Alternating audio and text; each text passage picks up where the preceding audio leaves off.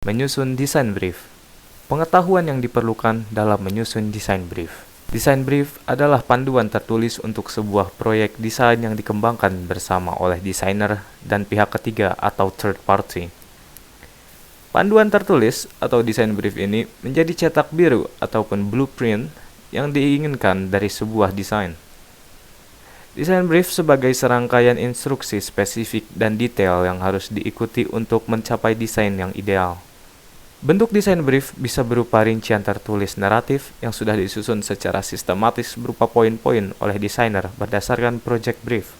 Desain brief merupakan definisi awal dari masalah desain dan kemungkinan deskripsi strategi untuk menyelesaikannya. Cara menyusun desain brief untuk pengembangan desain berdasarkan project brief. Brief merupakan komponen penting dari banyak proyek desain dan dapat memainkan sejumlah peran dalam suatu proyek. Fungsi desain brief dapat memfasilitasi untuk mengklarifikasi ruang lingkup, maksud dan tujuan untuk berbagai pihak yang terlibat dalam proses pembangunan proyek desain. Kemudian, brief dapat memberikan garis kasar arah proyek, yang memungkinkan kebebasan dan ruang lingkup luas bagi mereka yang terlibat.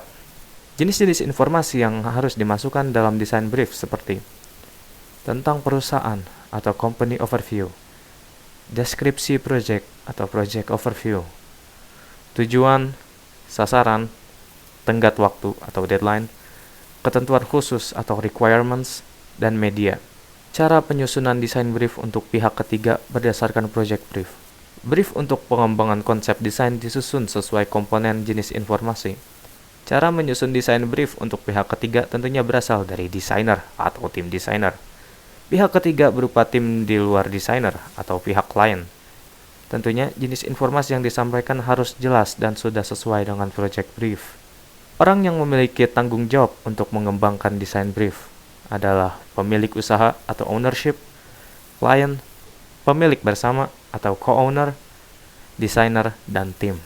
Langkah pertama adalah mengidentifikasi siapa yang akan dianggap sebagai pemilik usaha atau ownership terhadap proyek. Pemilik usaha berarti yang mengetahui dengan jelas usaha miliknya dan memiliki akuntabilitas tinggi dalam memberikan keputusan. Jika proyek berhasil, siapa yang akan menerima pujian? Jika proyek tidak berhasil, siapa yang akan bertanggung jawab? Biasanya, pemilik yang mewakili sebuah grup perusahaan dengan kebutuhan bisnis di bidang desain, rekan pemilik dari bidang desain. Klien atau customer. Kebanyakan desainer menggunakan istilah klien atau pelanggan secara berlebihan, sehingga menganggap klien tidak mengerti desain dan cenderung menyalahkan klien atas desain sudah jadi nanti. Lebih baik berbicara tentang bermitra atau partner kerja dengan orang-orang di suatu proyek untuk memunculkan tanggung jawab di masing-masing peran antara desainer dengan mitra sebagai klien atau mitra desainer dalam mengerjakan proyek. Pemilik bersama atau co-ownership telah melakukan rapat di awal proyek. Sekarang, saatnya menentukan siapa yang akan menjadi bagian tim dalam menyusun desain brief. Biasanya terdiri dari daftar pemangku kepentingan atau stakeholders, desainer, penulis atau writer, tim teknis. Terdiri dari kurang lebih 10 orang yang benar-benar akan terlibat dalam pelaksanaan proyek sehari-hari. Tim proyek desain brief ini perlu dijaga relatif kecil dan memang orang-orang yang akan membantu desainer.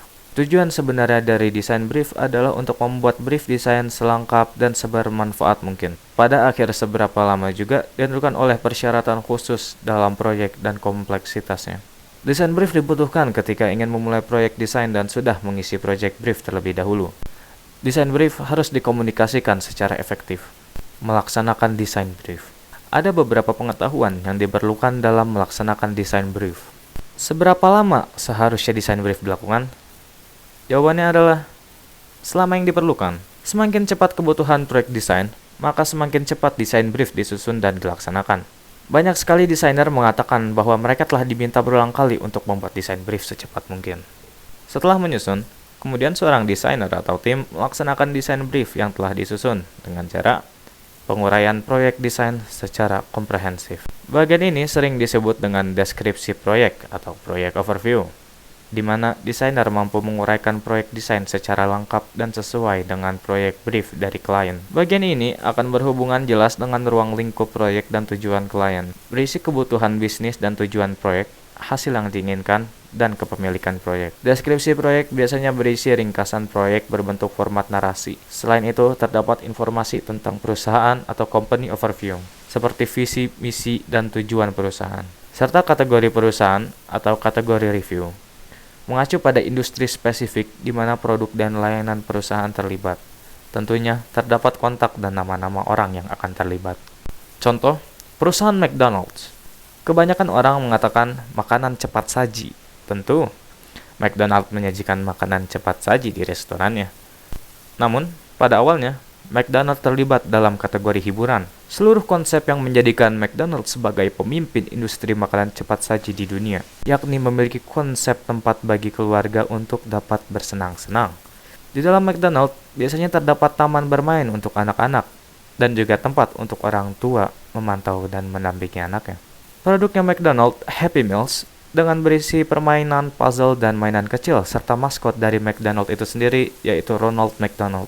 Semuanya tentang beristirahat sejenak dan bersenang-senang bersama anak. Mereka fokus pada hiburan tersebut karena pesaing makanan cepat saji lainnya berfokus pada penawaran makanannya. Cara menyatakan tujuan desain sesuai project brief. Dalam hampir setiap project desain, ada semacam judul pekerjaan untuk project tersebut, seperti desain brosur baru untuk produk, bla bla bla. Atau desain ulang pemanggang roti model 1234 dengan semua wajah baru pada merek dan branding. Permintaan yang paling sering didapatkan adalah, bisakah Anda mendesain logo produk saya? Sebagai contoh, apa hanya karena perusahaan membuat brosur baru setiap 6 bulan? Atau apakah brosur saat ini berisi informasi yang sudah ketinggalan zaman yang harus direvisi? Mungkin saat ini brosur tidak efektif di pasar. Apakah produk dan layanan baru belum memiliki brosur? Sebagai seorang desainer, perlu diketahui mengapa kita sedang diminta untuk melakukan proyek ini. Jika desainer tidak mengerti apa yang harus dia lakukan, mungkin dia tidak akan melakukan hal dengan benar. Jika desain adalah disiplin ilmu untuk pemecahan masalah, maka desainer perlu tahu persis apa itu masalahnya. Jika tidak memiliki tujuan, diperlukan pertemuan pendahuluan terlebih dahulu untuk menggali tujuan desain kepada pemilik usaha atau stakeholder ataupun klien. Bahwa jawaban tersebut harus ditemukan sebelum kita melangkah lebih jauh. Tentukan tujuan bisnis dari project brief, apakah itu untuk meningkatkan kesadaran merek, memperkenalkan produk baru, meningkatkan penjualan, atau yang lainnya. Cara menyimpulkan ruang lingkup desain berdasarkan project brief. Ruang lingkup desain berisi daftar terperinci dari semua yang diharapkan akan diberikan oleh proyek ini. Suatu tantangan yang sering kita temui ketika pertama kali bekerja dengan klien yang baru adalah tidak adanya daftar terperinci dari semua yang diharapkan. Seringkali perusahaan tahu apa yang mereka inginkan dengan ekspektasi proyek tingkat tinggi, tetapi belum sampai pada hal-hal sepele. Tapi itulah tujuan desainer. Ruang lingkup proyek desain adalah bagian dari perencanaan proyek yang melibatkan, menentukan, dan mendokumentasi daftar tujuan proyek tertentu, seperti hasil, fitur, fungsi, tugas, tenggat waktu, dan pada akhirnya biaya. Dengan kata lain, itu adalah apa yang perlu dicapai dan pekerjaan yang harus dilakukan untuk menyelesaikan suatu proyek. Penting untuk menentukan ruang lingkup lebih awal dalam proyek karena dapat sangat mempengaruhi jadwal atau biaya, atau bahkan keduanya. Kerangka waktu atau timeline, persetujuan atau persyaratan proyek desain tertentu, seperti requirements, dan anggaran untuk project design adalah gambaran untuk mendefinisikan ruang lingkup dengan benar. Cara menentukan khalayak sasaran sesuai project brief. Menentukan khalayak sasaran atau target audience sebenarnya digambarkan hanya dalam beberapa kata.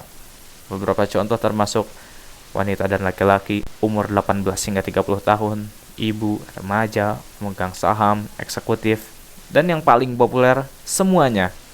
Perlu tahu lebih banyak dari itu. Apa jenis wanita 18 hingga 30 tahun? Di mana mereka tinggal? Tingkat apa pendidikan yang mereka miliki? Apa minat mereka? Apakah ibu termasuk nenek? Apakah ibu itu masih muda? Oleh karena itu, menjadi penting untuk menggambarkan target audiens selengkap mungkin dalam desain brief. Berikan perhatian khusus untuk perbedaan nasional, budaya, regional, dan gender, terutama untuk penawaran global. Cara menentukannya dapat bertanya kepada klien dan menganalisa produk atau layanan perusahaan terhadap target audiens. Apakah ini persis seperti siapa yang akan melihat dan merespon desain Anda? Target groups berisi pekerjaan, jenis kelamin, usia rata-rata, kebangsaan, kelas sosial, personal attributes atau misalkan orang tua yang memiliki anak, dan preferensi gaya hidup. Cara menentukan media desain sesuai dengan tujuan desain. Menentukan media desain yang akan desainer buat berhubungan dengan tujuan desain atau key objective dari sebuah proyek desain. Kebutuhannya pastilah berbeda-beda. Contohnya, semua perusahaan memiliki tujuan untuk melakukan rebranding untuk kemasan produk makanan mereka, karena sudah tidak menarik lagi di pasaran. Padahal target audiens mereka adalah untuk dikonsumsi anak-anak muda. Oleh karena itu, dibutuhkan media yang berhubungan dengan anak-anak muda, seperti sosial media yang sangat lekat dengan keseharian mereka. Dibutuhkan rebranding kemasan makanan dengan desain yang ditujukan untuk anak-anak muda. Pada umumnya, media desain dibagi menjadi dua, yaitu media digital dan media cetak. Media desain juga dapat dibagi berdasarkan periklanannya menjadi ATL atau above the line, di mana memiliki target audiens yang luas, dan juga BTL atau below the line, yang dimana memiliki target audiens yang terbatas atau terperinci. Cara melaksanakan waktu pengerjaan desain sesuai jadwal. Dengan mengikuti jadwal kerja yang sudah disepakati bersama antar klien dan desainer dan tim perlu bekerja sama untuk membagi tugas sehingga tidak melewati tenggat waktu yang telah disepakati. Usahakan untuk memberikan tenggat waktu lebih awal dari batas yang sudah disepakati, sehingga ada waktu lebih jika proyek belum terselesaikan. Cara pembagian tugas dan tanggung jawab sesuai project design. Pembagian tugas dalam sebuah tim sangat dibutuhkan tentunya, sehingga mendapatkan hasil yang maksimal dengan tenggat waktu tertentu. Untuk itu, pembagian tugas dibagi berdasarkan kemampuan desainer atau jabatan tertentu, bidang desainer seperti illustrator, branding, motion, ataupun installation, dan juga kecepatan bekerja atau waktu desainer, seberapa cepat desainer dapat mengerjakan proyek tersebut. Dan itulah informasi yang bisa saya sampaikan tentang project brief. Semoga dapat membantu Anda dengan masalah-masalah yang Anda miliki. Terima kasih.